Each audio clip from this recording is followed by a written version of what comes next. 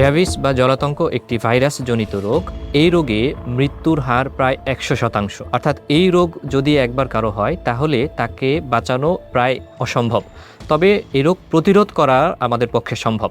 অর্থাৎ রোগ হলে পরে বাঁচানো যায় না, কিন্তু রোগ হওয়ার আগে আমরা এটাকে প্রতিরোধ করতে পারি। জলাতঙ্ক কিছু প্রাণীর কামড়ে হয়। আমরা যেমনটা জানি যে কুকুর এবং বিড়াল রয়েছে, এই সমস্ত প্রাণীর কামড়ে জলাতঙ্ক হতে পারে। তবে কুকুর এবং বিড়াল ছাড়াও আরও কিছু প্রাণী রয়েছে যে সমস্ত প্রাণীর কামড়ের মাধ্যমে জলাতঙ্ক ছড়াতে পারে।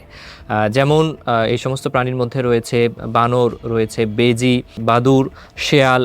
এই সমস্ত প্রাণীর কামড়েও জলাতঙ্ক ছড়াতে পারে। তবে কিছু কিছু প্রাণী আছে যে সমস্ত প্রাণীর কামড়ে জলাতঙ্ক ছড়ায় না, তবে আমরা সেই সমস্ত প্রাণীর দৈনন্দিন জীবনে হয়তো সেই সমস্ত প্রাণীর আঁচড় আমরা খেয়ে থাকি, আঁচড় বা কামড় খেয়ে থাকি।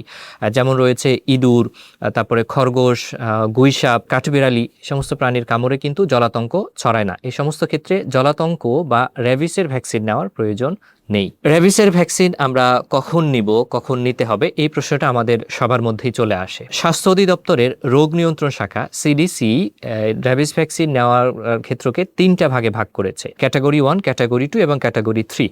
ক্যাটাগরি 1 যেটা, এক্ষেত্রে আপনার শরীরে কোনো আঁচড় নেই, শরীরে কোনো কামড়ের দাগ নেই, কোনো রক্তক্ষরণও নেই, এবং আপনার শরীরে যেখানে চামড়াটা হচ্ছে ইনট্যাক্ট, অর্থাৎ চামড়ায় কোনো ক্ষত নেই।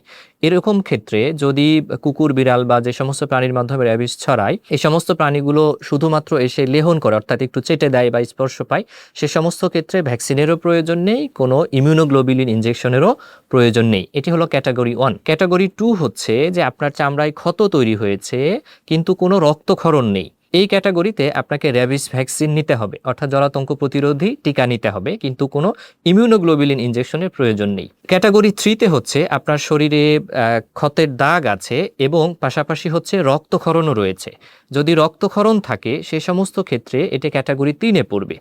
আর স্বাস্থ্য অধিদপ্তরের নির্দেশনা অনুযায়ী ক্যাটাগরি 3-এ র্যাবিস ভ্যাকসিনও নিতে হবে এবং পাশাপাশি র্যাবিসের যে ইমিউনোগ্লোবুলিন ইনজেকশন, এই 2টা ইনজেকশন আপনাকে নিতে হবে।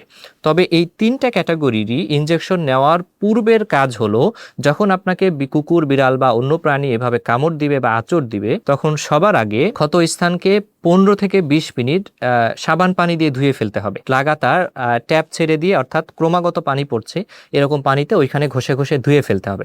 এটি আপনার রোগ নিয়ন্ত্রণে বা জীবাণুর সংক্রমণ ছড়ানো প্রতিরোধে হেল্প করবে। আমরা জানলাম র্যাবিসের ভ্যাকসিন নিতে হয় 2টা ক্যাটাগরি, ক্যাটাগরি 2 এবং ক্যাটাগরি 3-তে।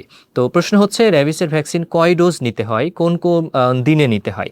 রোগ নিয়ন্ত্রক অধিদপ্তর বা রোগ নিয়ন্ত্রক শাখা বলছে যে ডে 0, 3, 7 এবং 14, অর্থাৎ যেদিন কামড় দিয়েছে সেই দিন, 3য় দিনে, তারপরে 7ম দিনে এবং 14তম দিনে, এই 4টা ভ্যাকসিন আপনাকে নিতে হবে কামড় দেওয়ার পরে।